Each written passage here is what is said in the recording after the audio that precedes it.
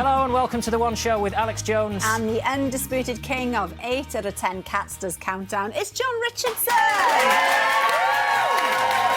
to have you here. It's good to be here. Now, on Cats Does Countdown, you always have a little mascot. Yes. Brought one tonight? Well, I was going to bring my little Matt Baker doll, who gives me confidence in life, but it's such a realistic doll, he won't work Fridays. Have you left it in a field somewhere? I think he's in a yurt somewhere, whittling perfect. something with wood. Perfect. Yeah. On to tonight's guests. Between the four of them, they've got 13 consonants and 9 vowels, which you can use to make such winning phrases as Majestic Caramel Hotline. Nice. And if that doesn't mean it's going to be a good show, I don't know what that means. What more do you want? But we'll keep it simple for now. It's the shamazing Nicole Scherzinger and Charlie James and Matt from Busted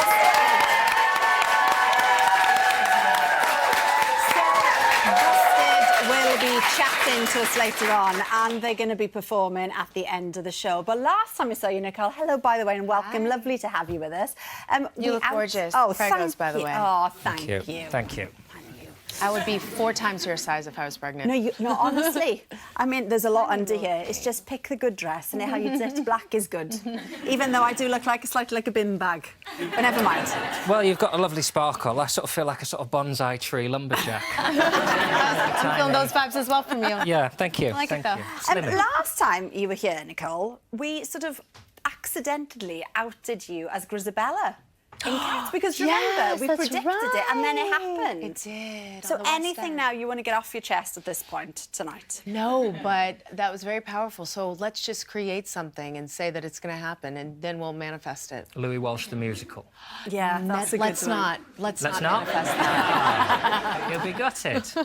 We're going to be hearing all about your new Disney movie Moana later on. Yeah, we saw it earlier. We were singing along, weren't we, by the Well, end? we had a good old sing-song, didn't we? We did. Now, it's been a bad week for frozen foods. So this Iceland, there you are, is taking this Iceland to court because after 46 years, the country have decided they don't like the company using their name. Never want to let down Britain's 8th most popular supermarket in its hour of needs. We sent Dom to the land of Kjellspik and Kutmagur, apologies to the country, with a bag of its finest treats. Oh, prawn rings. Last week, the relationship between Iceland, the supermarket chain, and Iceland, the nation, turned frosty. Because the government here in Reykjavik announced it was taking legal action against the shop to challenge its exclusive use of the name Iceland when marketing products within Europe. Fearing this plan of action could kickstart a Cold War, I've come to see what the country have in store. Your government don't like our supermarket chain called Iceland. Because Icelanders are so nationalistic and they would like to keep their identity. We are Iceland. Yeah. It's not a trademark. It's our country here. I would personally like to, both be able to use it, Icelandic and British. It would be like me taking England away from you. There's nothing Icelandic about this. When I say I'm going to Iceland, they say, what, you're going to buy at the supermarket? No, I'm not going to the supermarket. I'm going to the country, which is fantastic. These are Iceland mince pies. Just something to break the ice. What do you think? Tasty. So thumbs up for the mince pies, but thumbs down for them pinching your name. Yeah. Lilja Alfredsdóttir is Iceland's Minister for Foreign Affairs, and her department is spearheading the country's legal action against the supermarket. Now, what's the beef with Iceland having a problem with our Iceland? It's about the name. It's a matter of principle. I don't think this is acceptable that a private company can prevent the government of Iceland to refer to themselves when they're having government programs that is aimed at promoting tourism in Iceland. We can't use it, and it's being currently blocked. So this is a matter of principle, and that's why we're taking the legal action that we're doing. What is Iceland in Icelandic? How would you say it? Iceland. Why don't you just call it Iceland? Well, I don't think that would fully capture it because, our companies, they are trying to promote goods and services abroad. And if they would use Eastland, it wouldn't register to Iceland. What about changing the name of your country to say Niceland or Coldland or Darkland? I mean, it's 10 in the morning, it's still dark, isn't it? Well, you know, we've had this name for more than 1,000 years, and I think that's less likely. But Iceland is, though, it sounds really nice. I tend to agree with you, but I really like the name Iceland. But Iceland's been there since 1969. Yeah, but I have another suggestion. Why don't Iceland Foods just change their name into Nice Land Foods? Ooh. That could be a suggestion. Oh, you turned that round, haven't you? Yeah. It's not just a British company that may have problems. Icelandic businesses also fear that they could be taken to court soon. We didn't foresee that they would sort of try to stop us calling ourselves the Republic of Iceland. If they carry on protesting everybody who tries to register a name with the name Iceland in it, then this could have a detrimental effect on both our local companies and the economy as a whole. Now, the Shop Iceland have declined an offer to take part in this film, as they are planning to send a high-level delegation here to Reykjavik to begin negotiations. My advice would be, bring some peace offerings. I don't understand what they think the clash is going to be. I mean, surely there's no one watching this who's sat at home going, yeah, we went on holiday to Iceland, didn't we? It was rubbish. I mean, the Northern Lights is just strip lights. I mean, the whole country closes at 8 o'clock. Mind you, the food was cheap. I'll give them that. I'll give them that. Good point, well made. From the land of Iceland, we will go to the Pacific Islands because your new film, Moana, the new Disney film, is set there. And it's tipped to be the new Frozen, which is very exciting, or slightly less exciting for parents out there. But what's the story in this one then, Nicole?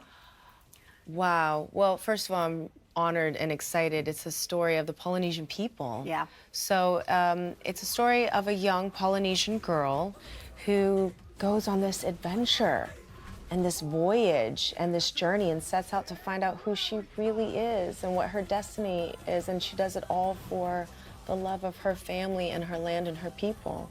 And it's powerful, and it's awesome, and it's funny, and it's everything. Bag of chips. It is powerful. I thought it was... I originally thought it was called Mona, and I thought it was going to be about a girl who lives on an island but hates sand and just kicks off. Moaning the whole time. No, it's Moana. But yeah, it's Moana. Well, let's have a little taste of what's in store for us. I'm not going on a mission with some little girl. This is my canoe, and you will journey to different... First, we gotta go through a whole ocean of bad. Kakamora. Kako what? They're kinda cute.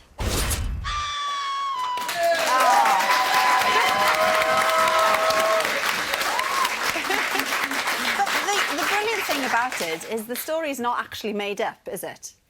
No, it's the story of our people, the Polynesian people, 3,000 years ago, before my island was around, Hawaii and Samoa and all these other islands, and where we come from, how we were voyagers, and then we stopped voyaging. So it's awesome. Disney did such an amazing job with just staying true to our culture, our people. They gave so much respect to who we are and our The message is good, isn't it? The message of the country and being respectful of the land, but it's lifted by some pretty powerful music as well. As two adults, we sat there humming in the car on the way back. I mean, it's not aimed at us, is it, John? I don't want to use this to schmooze, but I think I could have played the chicken. I think I could have done that. You it's could a have. role I'm capable of. But the singing, I think, would have been a bit beyond me. We can see you having a sing on the soundtrack, I think. That's all we need. We make our nets from the fibers. The water is sweet inside. We use the leaves to build fire. Cook up the meat inside. It's so cute. I play a very small role in the film. I play Moana's mother, Sina, but it's such an honor. I was not going to let Disney make this film without me being a part of it. I found out that they were doing this film of the islands, and I was like, I'm from Hawaii. This is my blood. This is who I am, and I cannot go home to my family. I would never hear the end of it. No. I was like, you have to put me in this film. So I was actually shooting another movie called Dirty Dancing in... Hang on. I can't let that go. What do you mean called Dirty Dancing? So it's Dirty Dancing the musical, and you know how they're doing like a lot of live musicals now. Yeah. This isn't live. This is a movie. John, But- Dirty Dancing? but Is there a chicken in it? Yes! Can I be the There's chicken? not yet, Okay. John. But Okay. That's so exciting. it's by Lionsgate, but for ABC in America. Okay. So I right, can't wait well, for we people love to see that. it. Okay, back to Moana. So I was shooting that movie in North Carolina, and then I had to do a Skype audition with all of Disney. So it was like my big face on pressure. a screen, trying to pretend I was a Disney character and feel it. It was hilarious. And you've got lots in common with the girl who plays Moana. Yeah. Because you met her for the first time on the red carpet, and you're Yes, actually from Auli'i. the same place, aren't you? Yeah, well, we're both Hawaiian girls. So I'm like, another thing that Disney was so awesome for is everybody in the cast is of Polynesian descent. Even like you said, Jermaine Clement, he's Maori.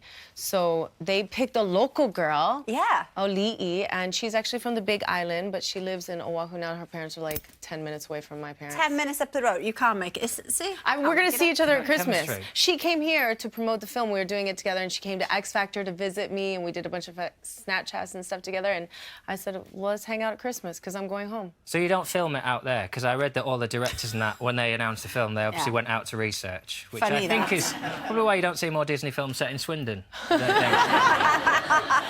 think. Isn't that where Jermaine is from? Swindon. I've been to Swindon. Have you? Magic Roundabout? It's got a lot to offer. I've lived to there be 5 fair. years. I never bumped into you. I could have shown you Morrison's and everything.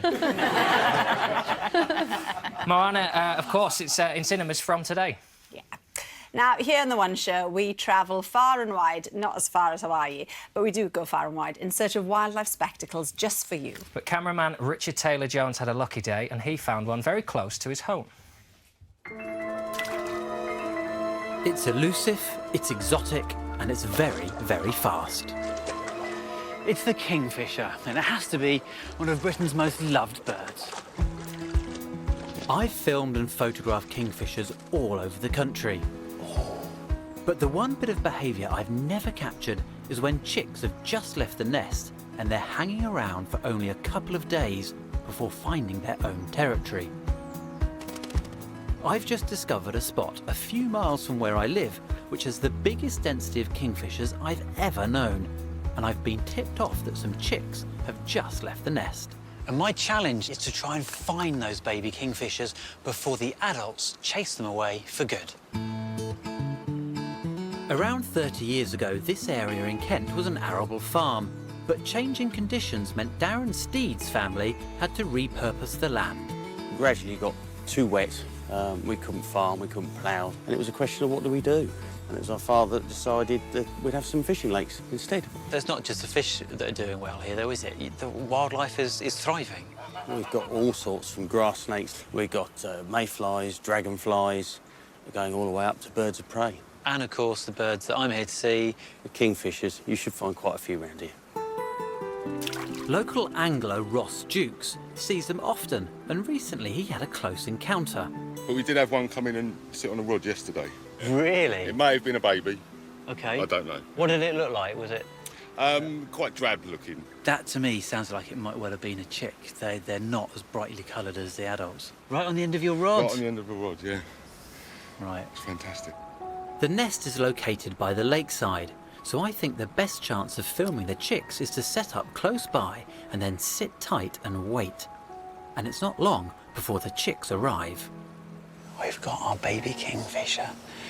It's just perched up in an ash tree just over the edge of the lake. It has a white tip on the end of its bill, and the adults don't have that. That's so that when they're in their nest in those dark tunnels and the adults are coming in, they're able to see pretty much where to put the fish. They look for that white tip. For up to 4 days, the adults will feed the chicks before driving them out of the territory. Oh, I can hear an adult. Here we go. Oh, an adult's just flown in. The chick's now calling. Wants some food. Oh, I can see the adult with the fish now. You can just make out what looks like the male kingfisher holding a fish. You know it's a male because his bill is entirely black, top and bottom. And the females have an orange lower bill. And it appears the parents are already preparing to drive the chicks away. He's holding on to it, almost teasing the youngsters, just wants to get it right in the right place. No, hasn't given it over yet. He didn't hand it over. The youngsters got really cross, the adults flown off, and the chicks chased it. Over the next few hours, the kingfishers give me some fantastic filming opportunities. And unlike the adults, the youngsters are much easier to sneak up on. You could only do this with kingfisher chicks. They're still a little bit naive to the world. Okay, I've now got double-decker kingfisher. There's one chick just perched directly above another one, 4 meters away from me. They know I'm here, but they're not really bothered, which is lovely, but they do have to be careful. There are predators around. I've filmed kingfishers many times before, but I've never ever managed to get this close to young chicks that are so recently fledged. Do you know what? You can go all over the world looking for wildlife, but sometimes, the very best of it is just round the corner, underneath your nose. Thank you very much to Richard. And look who's popped in. It's Busted, everyone.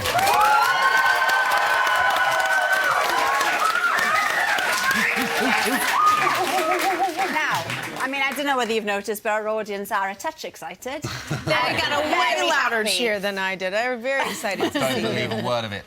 So we're going to talk all about the new album very shortly. Yes. But it's been an interesting journey for you boys. So we're going to bring everybody up to speed, all right? Okay. Right, So you started off as a 4-piece. That lasted 24 hours, as I understand it. The guy you kicked out went on to join McFly. Yeah. And then, Charlie, you left to focus on your other band, Fight Star. I did. Lovely, rocky sound, loved that. But then in 2013, James and Matt, you joined up with McFly to make Mac Busted. Charlie, you obviously missed the guys too much, so you came back. McBusted's over. Busted for the foreseeable. It's Busted for the foreseeable. I got a good one. And now, if we pan out to all of us, it's 4 again. It's Nick Busted. Love it, you're in. Can I say that's an excellent little piece of film? You know, props to the guy that made that. It's the same people who did Moana, so, you know. Quality work. But you said, Charlie, that, you know, never, ever, ever was it going to happen. So how come I did say that many times. Well, I think we met up a few years ago, and I think just we realised that creatively there was sort of a light at the end of the tunnel that I didn't think would be there 10 years ago. And we started writing songs and went to the studio, and it just felt different to when I left. And so I think we all kind of wanted to know what Busted would sound like now. Yeah. You know, and like... Well, we all did really want to know, and here It's you different, are. isn't it? it's very different, yeah. We found synthesizers, and we just went crazy. Found them from the 80s. Yeah, we did. You look different. It sounds different. If people are coming to see you on the tour next year, those songs that you were known for from the first time round, are they still there, or have you got rid of those forever? No, we're going to be playing some of the old songs as well. We're just going to be integrating them into, you know, the new set. But it's going to be a bit of both, isn't it? Yeah, it's going to be a bit of both. We're going to play some old bangers. You know, so I think that, you know, it's not going to be totally new They call album them tour. belters, do they? Belters, do Belters, they? yeah. All right, okay. Belters. We'll play some belters. Yeah. It'll be fun. It's going to be wicked, man. We can't wait to go out. Like, we're so kind of proud of this album. You know, we kind of, for us, it was kind of a really, you know, important thing making this record. You know, because it's quite a gamble, isn't it? I mean, the landscape's really different to where it was when you left us last time. You know, two of your dads now. It's a very different experience, is it, this time? Feels good, though. Yeah, I don't think I don't see it as a gamble at all. I see it like we had nothing to lose. You know, it was like, you know, like no one walks down the street every day going, "Oh, that band you were in 10 years ago, great job, man. It's so great that you didn't, you know, so great that you burned out bright." Like no one talks like no one remembers that. So it's like, it's just it felt good. It felt fresh to be in there with you know the 10 years experience of living life, you know. And not being in a band, you know, because it's about that too. I think you hear the journey of what we've been on for the last 10 years in this record. Do you know what I mean? I think there's a story being told on the record that sort of tells, you know, of us going on this journey and coming back together, which is yeah. exciting. Yeah. Well, it's the second time in a week that you lot have seen each other, Nick Busted. It is. Nick Busted. Because you were on the X Factor, weren't you, last week? Yeah. And back in the early days, is it right that Simon Cowell approached you, but you kind of really didn't think it was for you at the time? I don't know if we didn't think it was for us. We kind of... it came down to Simon and another label. And we kind of we ended up going with the other label, but I think we loved Simon. We had a really great experience of him, you know. But it just kind of it felt right with the other deal that we were being offered. Yeah. You know? It felt it's pretty hard as well because we were quite young and like 17, 18 years old. It was kind of weird to kind of be in that position, you know, to kind of. I felt really awkward about it. Actually. And Simon wanted to change loads of stuff as well. He kind of, you know, wanted to change the band and pull the trousers up. The trousers all about that. But I think he's a very... wear boot cut. He's a very smart guy, Simon, and actually a really lovely guy. Because some of my friends said, you know, when you met him, what's he like? And I mean, Nicole, you'll know this, he's just a genuine... You agree with me or not? He can be. Eyebrows coming up. It's really funny though because now when we think about that time and we think about why didn't we say with him and what were the things he said? It was he wanted us to do this and he wanted us to do that and we were like all really good ideas and we should have done it. Turned out all right. Yeah, it turned out all right. Thank you, boys. Looking forward to hearing you play at the end of the show. It's going to be brilliant. Now, when it comes to films, we all love a great cliffhanger. The most famous of all has to be The Italian Job. But could science hold the key to Michael Caine getting his hands on the gold after all? Well, we set Marty Jopson the challenge. It's one of the most iconic endings in British cinema, the definitive cliffhanger. We're balancing right on the edge. In the 1969 British classic The Italian Job, a gang of bank robbers seesaw over a precipice, lives and loot hanging in the balance. Just before the credits roll, Michael Caine's Charlie Croker utters the immortal words, "Hang on a minute, lads. I've got a great idea." But what was that great idea? The film ends before we can find out. The Italian Job's producer, Michael Deeley, thought up the ending on a mid-Atlantic flight. I like the idea of the film not really ending because it might give us a chance to make a sequel if the picture was successful. It was a very naughty thing to do because in one way the audience is furious, another way they're actually quite amused by it. The sequel never materialised, so fans were left guessing until 2009, when an unlikely institution came to the rescue. The Royal Society of Chemists ran a competition to find a theory that would save the gang and the gold. The winner was IT manager John Godwin. He'd really done his research. It was so thorough. It was about 8 pages of working. And the maths and engineering all checks out. So it's scientifically sound and it's very creative as well. But will the theory work in practice? Model maker Richard Vise has built a miniature version of the Italian Job coach. We'll use that to test the scientific theory. David Davis is renovating a similar life-sized Harrington Legionnaire. He and other film fans will help us imagine how it might have looked if the winning theory had been filmed.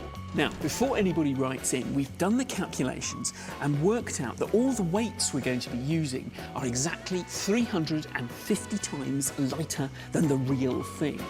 This obviously represents the gold. The black modelling clay is the fuel, the white the windows, the blue single men, and the black weights the rest of the gang. Right, time to put the bodywork back on and give it a go. We are delicately balanced. So Lizzie, first stage. So we're going to smash the windows at the back of the coach out.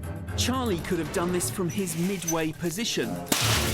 We remove the equivalent weight of the glass lost by taking out the white modelling clay. So stage 2 is to let the air out of the tyres at the front of the coach in order to stabilise it. Charlie would reach round to smash the overland windows inwards to retain weight. Then a man would be lowered out to let the air out of the tyres and reduce bouncing. We do this on Richard's model by taking the foam insert out of his rubber tyres. Oh, it's a little bit more stable now, but only just a little bit. So the next stage is to drain the fuel out of the fuel tank. That will decrease the weight pushing down on the precipice side. Removing our black modelling clay is a bit more environmentally friendly than draining a fuel tank over a ravine, but it's the equivalent in weight. OK, now that is a lot more stable. Now the weight distribution is such that one man should be able to carefully leave the coach. Will his loss send the bus plummeting over the precipice? And we've got a person, somebody, out of the bus. That person can find loose rocks on the cliffside to hand into the coach as ballast, weighing the coach to the road. We replicate this with pebbles and stones. I'm piling them on the driver's seat, literally on his lap. So it's looking really stable now. It is. What happens next? Start retrieving the gold. We move the weight of one man towards the pile of gold. He grabs some. Gold out. Right. And we've retrieved the gold! We've done it! So we've solved the problem. But was this the solution intended by the filmmakers? Michael Deeley had to explain the solution to studio bosses at Paramount, since it would be the opening scene of any sequel. When you cut outside, you see two helicopters linked by a lowered cable, and they hook up underneath the bus, lift up, and obviously goes straight onto the ground, and out they all climb, and there's the Mafia. Our version was better and true. It's the real version. Thanks, Marty. Well, that almost is it for tonight. Stay tuned to BBC One, because right after us, you can see an episode of Fawlty Towers in special tribute to the much-loved Andrew Sachs, whose death was announced late last night. Thanks so much to Nicole. Moana is in cinemas from today. Now, here is Busted to play us out with On What You're On.